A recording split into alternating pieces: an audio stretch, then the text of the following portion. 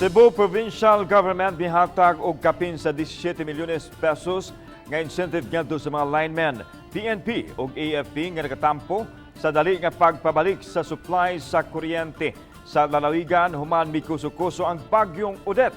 Beyond expectation ang paghulagway ni Governor Garcia sa performance sa distribution utilities. Ano ang report? Mukapin sa usa ka buwan na human miigo ang Super Typhoon Odette nga nagbilin og grabing kadaot ilabi na sa lalawigan sa Sugbo. Usa ni ang pagkahagba sa power supply apan tungod sa pagpursigi sa gamhanang lokal sa probinsya nga gisanong usab sa mga power utilities o sa pag-abag sa Armed Forces of the Philippines ug sa Philippine National Police na pabalik og dali ang pagpasigas sa kuryente. Giila ni Governor Gwen Garcia ang sakripisyo sa mga linemen, kapulisan ug kasundaluhan nga bisan sila mismo apektado man usab sa bagyo apan padayon nga nagserbisyo busa haom lang silang tugbangan ug pasalamat. Subay nini mipagawas og mukapin sa 17 milyones pesos ang provincial government nga gipang-apod-apod sa mga frontline heroes sa bagyo. Tag 5,000 pesos ang madawat sa matag usa sa 3,413 ka mga combined personnel sa Civico 1, 2, and 3, VECO, PNP ug AFP. We have sworn to serve. It has to be duty above all. Ug mao kana ang inyong gipakita.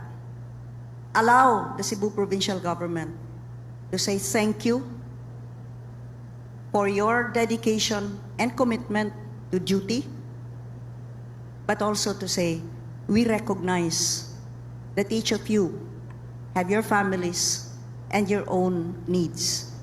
Gihangop sa mga disaster frontline heroes ang gihimo sa provincial government diin gipanghimugatan usab nila ang paghimo sa serbisyo ngadto sa katawhan. Pinagi sa pagbulig sa provincial government na padali o pa-restore nato ang pagpasuga sa atong mga kabalayan ngadto sa hilit nga mga lugar sa tibuok probinsya sa Sugbo. Ma'am, we assure you of our consistent support and you may rely on your Philippine National Police. Maraming salamat for this recognition and for the support and also for giving us the opportunity to serve the people of Cebu, ma'am. Samtang gipasalamatan usab sa gobernador ang pagsiguro sa kapulisan nga mapatuman ang minimum health protocols ilabi na sa public transportation. Kauban si Clover Lumayag o Rod Prado, ako si Alan Domingo. Balitang Bisdak.